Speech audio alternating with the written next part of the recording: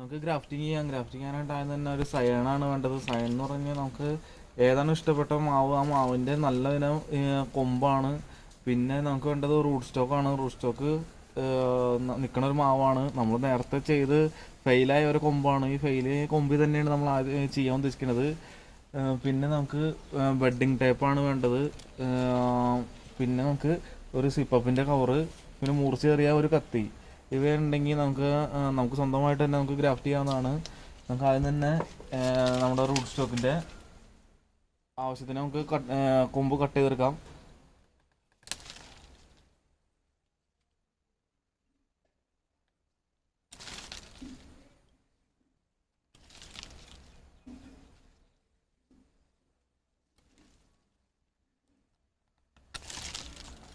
നമ്മൾ കട്ട് ചെയ്തെടുത്തത് ഇനി നേരെ നമുക്കൊന്ന് ഒരു പൊളിയിട്ട് കൊടുക്കാം.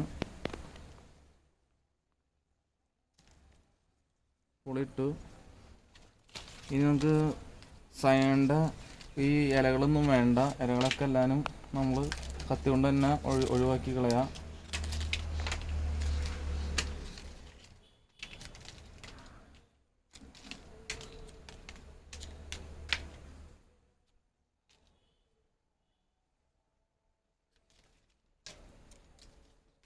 ഇങ്ങനെയൊക്കെ എടുക്കുക. ഇതിന് ശേഷം നമുക്ക് ഈ നമ്മൾ ഉണ്ടാക്കി വെച്ചാൽ ഈ വിടവിലേക്ക് നമുക്കൊരു ആപ്പ് പോലെ ഇതിനെ നമുക്ക് ഇറക്കി വെക്കേണ്ടതുണ്ട്.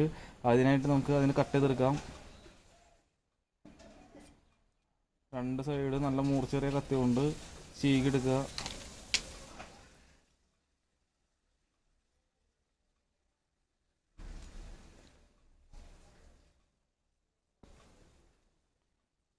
ഇതുപോലെ നന്നായിട്ട് ചീകിയെടുക്കുക.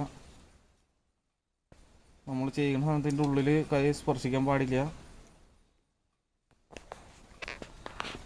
ഇങ്ങനെ ആക്കി എടുക്കുക. നമുക്ക് ഇനി ഇത് ഇതിൻ്റെ ഉള്ളിലേക്ക് വെച്ച് പിടിപ്പിക്കാം. ഇതാണ് നമ്മുടെ ഗ്രാഫ്റ്റിംഗ് രീതി. ഇതിൻ്റെ ഉള്ളിലേക്ക് ഇറക്കി വയ്ക്കുക. ശേഷം നമ്മുടെ ബെഡിങ് ടേപ്പ് ഉപയോഗിച്ച് നന്നായി വരിഞ്ഞ് മുറുക്കി കെട്ടുക.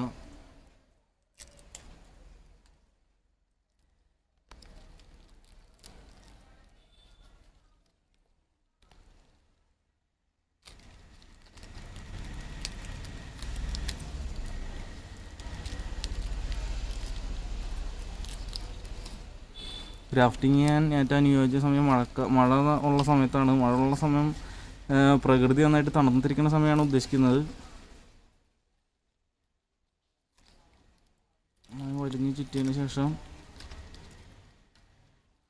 നമ്മുടെ ടേപ്പ് ഒന്ന് വലിക്കുക.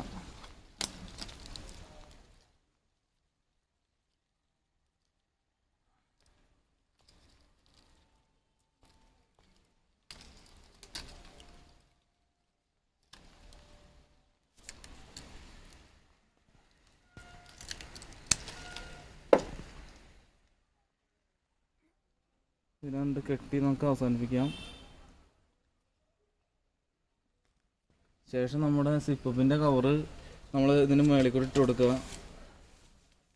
നമ്മൾ സിപ്പപ്പിൻ്റെ കവർ ഇടുന്നതിൻ്റെ ഉദ്ദേശം ഇതിനൊരു ഹ്യൂമിഡിറ്റി രൂപീകരിക്കുന്നതാണ്. നമ്മളിതിട്ട് ഒന്ന് ടൈറ്റ് ചെയ്ത് കെട്ടിയിട്ട് കഴിഞ്ഞാൽ അതിനാവശ്യമായ വളരാനായിട്ടുള്ള ഒരു ഹ്യൂമിഡിറ്റി അതിൻ്റെ അകത്ത് ഫോം ചെയ്യും. ഇതിങ്ങനെ ഇടുക. നമ്മുടെ ബെഡിങ് ടേപ്പ് ഉപയോഗിച്ചിട്ട് ഒന്ന് കെട്ടുക.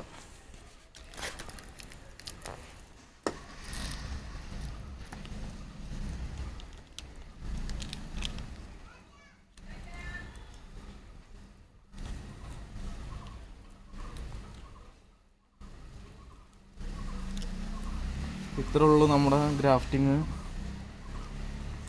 എല്ലാവർക്കും ചെയ്യാവുന്ന സിമ്പിളായിട്ടൊരു കാര്യമാണ്. ഇത്രേ ഉള്ളൂ ഗ്രാഫ്റ്റിങ്. നമുക്ക് ഇനി ഇതൊരു മുള പൊട്ടം നമുക്ക് ഇതിൻ്റെ അകത്ത് കാണാൻ കഴിയും. അന്നേരം നമുക്കിത് അഴിച്ചു മാറ്റാം. ശേഷം നമ്മുടെ ഈ ഗ്രാഫ്റ്റ് ഉപയോഗിച്ചിരുന്ന ആ കെട്ടിയ സ്ഥലത്ത് കെട്ട് ശരിക്കും ഇല വന്നതിന് ശേഷം ഇവിടെ ശരിക്കും ടൈറ്റ് ആവും. നമ്മൾക്ക് ഉപയോഗിച്ച പ്ലാസ്റ്റിക് ശരിക്കും ഈ സ്കിന്നിൻ്റെ ഉള്ളിലേക്കാണ് വലിയും. ആ സാഹചര്യത്തിൽ നമ്മളത് അഴിച്ചൊഴിവാക്കുക എന്നതാണ് ഇതിൻ്റെ പ്രക്രിയ. ഇത്രേ ഉള്ളൂ ഗ്രാഫ്റ്റിംഗ്. Okay, thank you.